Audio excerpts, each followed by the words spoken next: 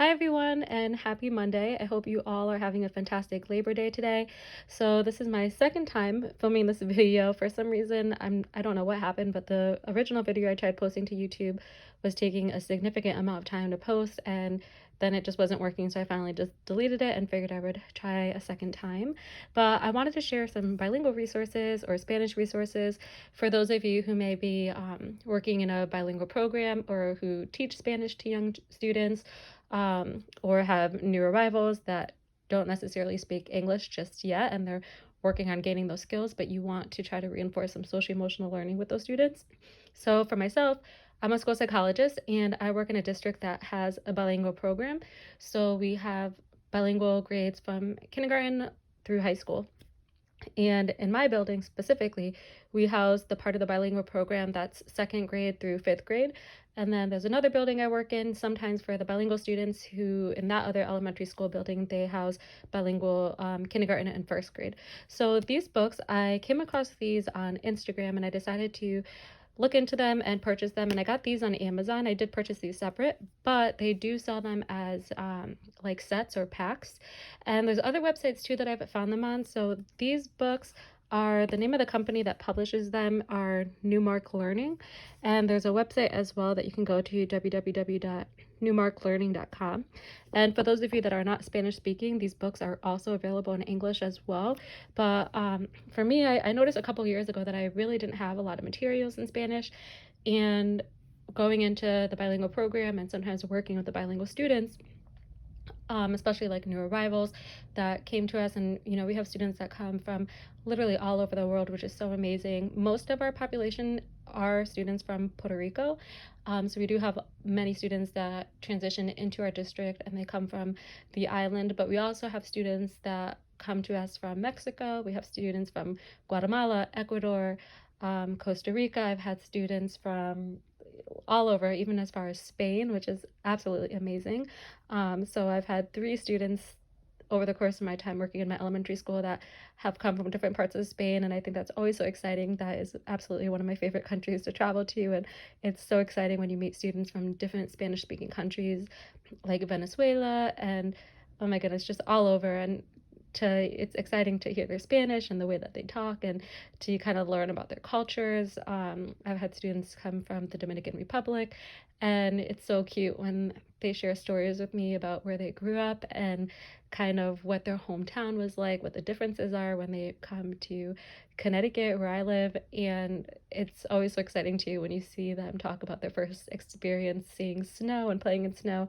But sometimes, kind of getting back on track to what the video is about, I noticed that with a lot of those students, I didn't really have bilingual resources to help them.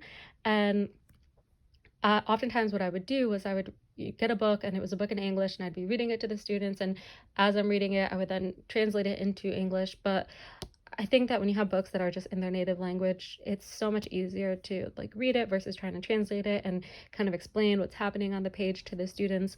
So I really like these books, and again, these are the only 2 I own, but I definitely want to purchase more.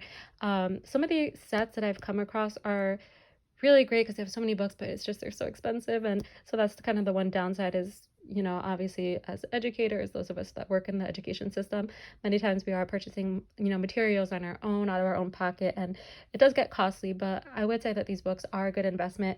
These books, they're super short. So as you can see, the books are a quick read, but they're really beneficial and they're easy to explain. And it's not like a whole ton of information. The sentences have like just a couple sentences, or the pages, I should say, have just a couple sentences on each page. The pictures are really great. And you can incorporate a lot of things with your kids in terms of discussions when it comes to social emotional learning. So the 2 books I have, the first one we'll go through is Yo puedo mantener la calma. So this means essentially I can control myself, or I can have self-control. And both of these books actually are part of their series called Tengo Autocontrol. So you'll see different series that target specific skills. So these 2 books are within the Tengo Autocontrol, which is I have self-control series. I love these books too because they have some informational tips for adults or teachers, parents that are working with the students. So they have some tips over here for kind of things to work with your students or your children on, kind of Like, for example, this bottom one says, muéstreles cómo mantiene usted la calma, hable con serenidad. So basically, that's saying, talk with your students or your children on how you maintain self control. And it's just a nice kind of flow of how to have an honest and open and easy discussion with your students to kind of build on these essential skills that they need to know. Each of the books also come with some tips on how to read the book. So, cómo leer este libro con los niños, how to read this book with students. And they give you a couple of different tips, like example, hablen sobre las acciones de los personajes durante la lectura. So that says, as you're reading the book, talk with your students about the actions of the person throughout the story. Another example, pídales que describan los sentimientos de los personajes y que expliquen cómo lo saben. So talk with your students about the feelings of the characters and ask them to explain how do they know. So I just thought that those are some really great kind of eye-opening discussion questions to ask your students. And, before you read, as you're reading it, and it tells you like sort of how to read the book, lee el libro en voz alta, so kind of using like a strong voice as you read the book, and then like making sure to read the title to the students. So lea el título en voz alta, comente con los niños el significado de mantener la calma. So read the title to your students and comment or talk with your students about the significance behind why it's important to maintain self-control. So the book, again, it has really cute graphics, which I really like. And I think that this book is great to also talk with students about kind of reading body language, do some perspective taking, ask them to put themselves in her shoes and explain how she might feel, talk about those body sensations. What do you notice? What clues let us in on what she's feeling, and ask them to identify like the red cheeks, her mouth is open, her hands are in fists, she's like clenching her hands, her eyes are squeezed tight, her eyebrows are sort of furrowed, her like feet, maybe she's like stomping her feet. And then also talk about the other characters. So what is she probably thinking? Maybe she's feeling a little uncomfortable. Talk about how someone's behavior can affect others around them. And do you think she'd want to be around someone that acts like that or is overreacting? This is a great way too to talk to kids about size of the problem. So what's the size of the problem and what's the size of the reaction? And you can find tons of charts like those for free on Teachers Pay Teachers. You can find them on Pinterest by just searching on Google or whatever browser you use. So incorporate some of those discussions with your students throughout the book as you read it. So, literacy is a great way to explore emotions. It's a great way to explore perspective taking, size of the problem, coping skills. So there's so many ways that you can incorporate social emotional learning in your books or in your read alouds with your students as you read. So again, just some examples, and they talk about like coping skills that students can use. So this might be a nice way to introduce a new strategy to your students and have them practice it. And then at the end of the books, they always end them with like a picture and kind of some critical thinking. So this one says conexiones con el mundo real. So that means like real world connections or real life connections. Mis pensamientos, my thoughts. ¿Crees que esta niña mantiene la calma? ¿Cómo lo sabes? So do you think that this little girl is demonstrating self-control, and how do you know? So that's a great way for students to talk about expected and unexpected behavior, and why is it important to have self-control? Because it's safe, it's important so that we can think clearly. There's so many types of discussions you can have with your students. And then mis sentimientos, my feelings. ¿Qué te ayuda a mantener la calma? So what helps you to maintain self-control? And this would be a great way too to have a whole class or whole group discussion or small group discussion and generate a list, post the list, use that list with students throughout the day, throughout the week, or the month. And just a great way to help other students make connections to each other, talk about when they felt that way, what's a time that they maybe overreacted to a small problem, how can they work on self-control, why is it important to have self-control. So lots of room for discussion, which I think is fantastic with these books. And as you can see, the book, again, it's a super quick read. There's not many words on the page. So you definitely could read this probably in like less than 5 minutes. And this could be a super quick, like 10-minute tops lesson that you do with students, maybe between transitions or as you're getting ready for something, and then sort of reinforce the strategy by asking them to demonstrate whole body listening or whole body control when it's whole group instruction time or carpet time, whatever the activity might be. This book is Yo puedo seguir las reglas, which means I can follow the rules. And as an example, they have the picture with reglas del salón, so classroom rules, habla en voz baja, talk in a low voice, Camina, no corras, so walk, don't run. Escucha a los demás, listen to like others, or kind of like respect others. Espere tu turno y comparte, wait your turn and participate. Sé amable con los demás, so be kind to others. And similar to the other book, you can see there's some tips for adults to consider, like when you're working with students. There's strategies on how to read the book with students and sort of how to talk to the kids like throughout the book as you're reading it.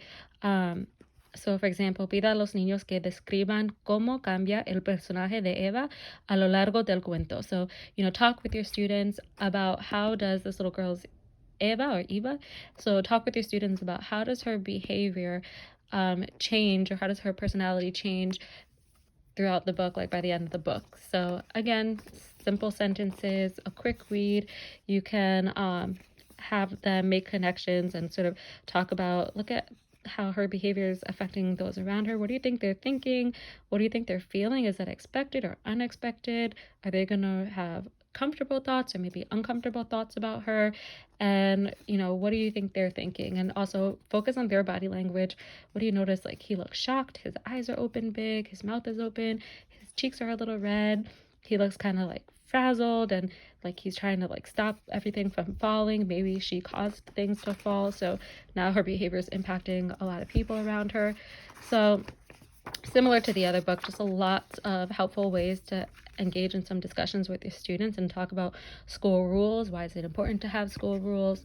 And this is great too for students, especially maybe students that are new arrivals. If you're like our school that has a bilingual program, this might be a good book to have maybe a paraprofessional read with the students, or you to read with the students as you're getting to know them, and kind of just reinforce the classroom rules. And think about it too, for some of those students, this might be their first experience in like in our school, which is predominantly an English-speaking school aside from our bilingual program, and helping them understand, expected behaviors, because maybe their schooling from whichever country they might have come from may be different than what schooling for us might be. And, it's definitely different. And, with the students I work with that come from Puerto Rico, they share some differences that they notice in the school systems compared to here in Connecticut. And one of the things that is sort of the same in both the schools is all of the schools usually have school rules. So we talk about what were some rules that you had at your old school, and how, many of those rules are the same as what we have here. So just a nice way to make connections. And then again, kind of conexiones con el mundo real, so real life or real world connections. ¿Crees que estos niños, so for this one for my thoughts, mis pensamientos, ¿crees que estos niños están siguiendo las reglas? ¿Cómo lo sabes? Do you think that these students are following the rules? How do you know? So this is a great way too to have students explore, like they're raising their hand. How do you notice that they have a whole body control, where they're sitting still, their hands are in their lap? If they have something to say, it looks like they're raising their hand and they're waiting for the teacher to call on them. Their bodies are facing forward. It looks like their eyes are on the speaker. So, lots of discussions like that you can have with your students. And then my feelings, mis sentimientos. ¿Cómo te sientes después de haber roto una regla? How do you feel after you broke a rule? ¿Qué pasaría si las personas no siguieran las reglas? So what would happen if people did not follow rules? So just, again, great way to have expected and unexpected conversations with students about behaviors. And then on the backs of the books, they give you examples of other books in this series that they have. So again, these two books are part of the Tengo Autocontrol series. And these are some of the other books they have. ¿Me escuchas, Juan? Are you listening, Juan? Or do you hear me, Juan? Yo puedo seguir las reglas, is this one that we talked about. And then the other one, yo puedo mantener la calma. Paciencia, María, so patience, Maria. Espero mi turno, wait my turn. And vamos a limpiar, we're gonna clean. Then the other series that they have, me llevo bien con los demás, so I get along well with others. Gracias por compartir, Tomás. Thank you for sharing, Thomas. Yo puedo ser amable, I can be kind.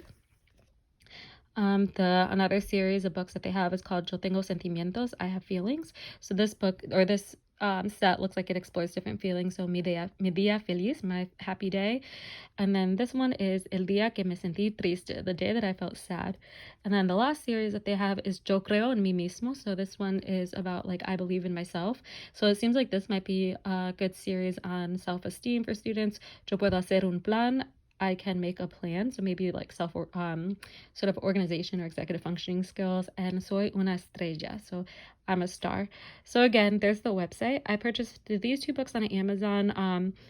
I want to say might have been like $7.99 or under $10, I think. You can also most likely find them used on Amazon as well. And I also want to say I believe Oriental Trading might have these. I feel like I saw them in Oriental Trading's website. I'm not 100% sure, but if I think it like they sold them in big sets. They were a little bit pricey, but sometimes you can find coupons. And always check websites like retailmenot.com. That's a great place to go and look for coupons for specific stores that maybe you shop at or are looking into.